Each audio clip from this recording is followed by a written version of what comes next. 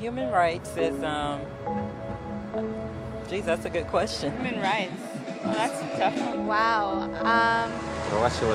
I don't even know how to give that a definition. I would probably have to do a little bit of homework or something. Yeah, any right that I think just as a normal, human, The rights that humans have. Oh, that's a very large debate. Tú le puedes preguntar a 20 personas y te van a dar 20 diferentes opiniones. Non saprei, una domanda complicatissima. Because we just take them for granted that they're there, but we don't even consider what they are.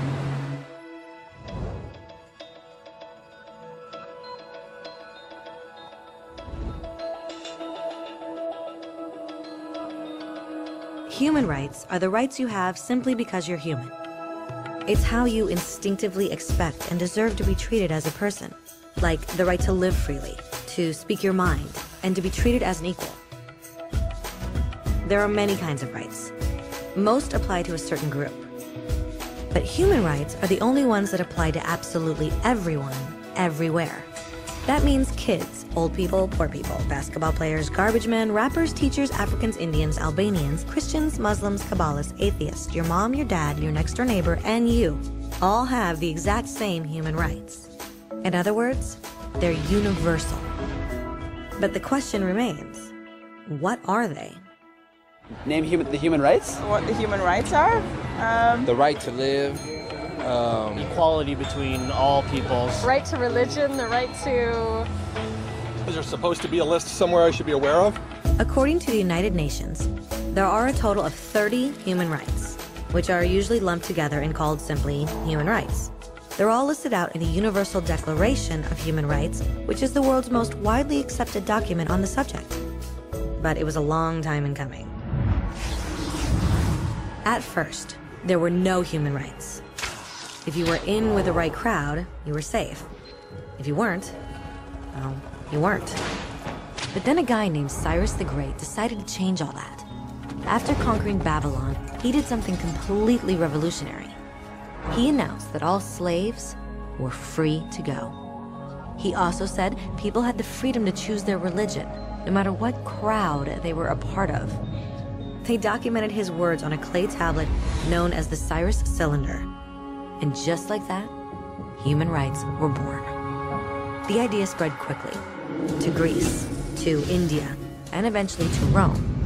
They noticed that people naturally followed certain laws, even if they weren't told to. They called this natural law, but it kept getting trampled on by those in power.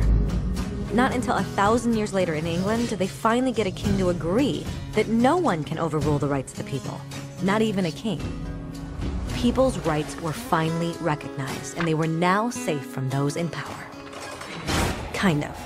It still took a bunch of British rebels declaring their independence before the king got the point that all men are created equal. Which isn't to say he liked the idea, but he couldn't stop them, and America was born. The French immediately followed with their own revolution for their own rights. Their list was even longer, and they insisted that these rights weren't just made up. They were natural. The Roman concept of natural law had become natural rights. Unfortunately, not everyone was so thrilled. In France, a general named Napoleon decided to overthrow the new French democracy and crown himself emperor of the world. He almost succeeded, but the countries of Europe joined forces and defeated him. Human rights was again a hot topic. They drew up international agreements, broadly granting many rights across Europe. But only across Europe. The rest of the world somehow still didn't qualify. Instead, they got invaded, conquered, and consumed by Europe's massive empires. But then a young lawyer from India decided enough was enough. His name was Mahatma Gandhi, and in the face of violence, he insisted that all people of Earth had rights, not just in Europe. Eventually, even Europeans started to agree. But it wasn't going to be that easy. 2 world wars erupted. Hitler exterminated half the Jewish population of Earth in horrifying Nazi death camps. And all told, 90 million people died. Never had human rights been so terrifyingly close to extinction. and never had the world been more desperate for change. So the countries of Earth banded together and formed the United Nations. Their basic purpose was to reaffirm faith in fundamental human rights, in the dignity and worth of the human person.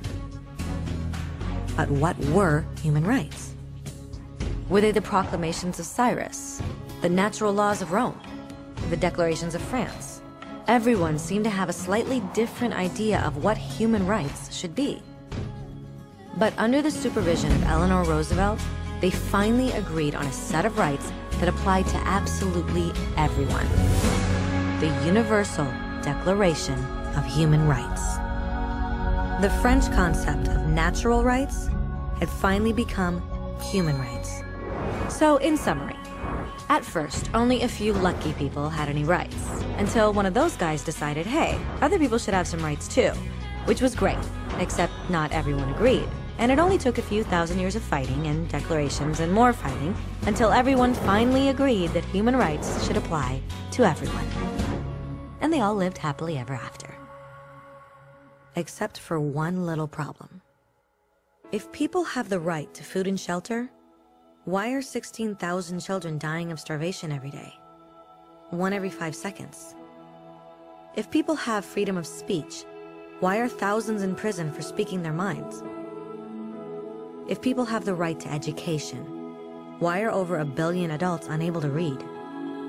If slavery has truly been abolished, why are 27 million people still enslaved today? More than twice as many as in 1800. The fact is, when it was signed, the Universal Declaration of Human Rights did not have the force of law. It was optional. And despite many more documents, conventions, treaties, and laws, it's still little more than words on a page. So the question is, who will make those words a reality? I have a dream today. When Dr. King marched for racial equality, he was marching for rights that had been guaranteed by the United Nations for almost 2 decades. But still, he marched. When Nelson Mandela stood up for social justice in the 1990s, his country had already agreed to abolish such discrimination for almost 40 years. But still, he fought. Those who fight today against torture, poverty, and discrimination are not giants or superheroes. They're people. Kids, mothers, fathers, teachers. Free-thinking individuals who refuse to be silent. Who realize that human rights are not a history lesson. They're not words on a page. They're not speeches or commercials or PR campaigns. They are the choices we make every day as human beings. They are the responsibility we all share to respect each other, to help each other, and to protect those in need. As Eleanor Roosevelt said, where, after all, do universal human rights begin? In small places close to home. So close and so small that they cannot be seen on any maps of the world. Yet they are the world of the individual person, the neighborhood he lives in, the school or college he attends, the factory, farm, or office where he works. Such are the places where every man, woman, and child seeks equal justice, equal opportunity, equal dignity without discrimination. Unless these rights have meaning there, they have little meaning anywhere.